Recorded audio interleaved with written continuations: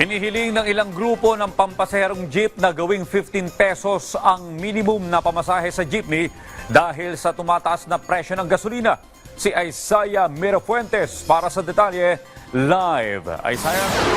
Alam mo, Audrey, humihirit ang ilang mga transport group ng 2 pesos na dagdag pasahe sa minimum fare sa mga traditional jeepney.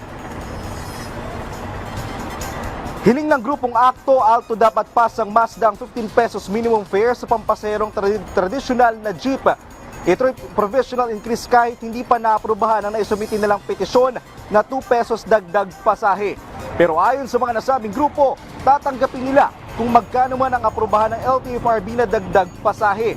Ito ay bunsod ng patuloy na pagsipa ng presyo ng krudo na malaking epekto na sa kita ng mga tsupera. Ayon pa sa ilang mga driver, apektado raw sila dahil sa pataas na bilang ng mga nag-work from home.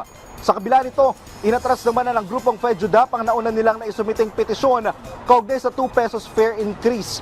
Sakaling maaprubahan ang kahilingan ng Akto, Alto dapat pasang Mazda, mula sa 13 pesos magiging 15 pesos na ang pamasahe sa tradisyonal na jeepney. Pakinggan natin ang komento ng ilang mga kababayang nating driver at commuters. Oo, malaking tulong sa amin yan. Kasi ang diesel, tuloy-tuloy ang taas ng diesel. Hindi naman bababa ng sentimo, tataas ang peso. Kaya masyado agrabyado yung driver. Kung tutuusin, pabor kami. Kaya lang, marami ding mahirapan. Hindi po. Kasi masyado nang mahal yung mga bilihin eh. So hindi siya para sa lahat.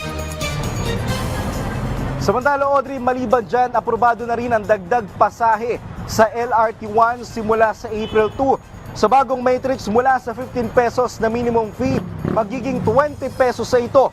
At ang end-to-end trip naman mula sa 45 pesos ay magiging 55 pesos na. At yan mulang update para sa pasahe sa jeep at sa LRT. Balik mo na sa iyo, Audrey. Maraming salamat, Isaiah Mirafuentes.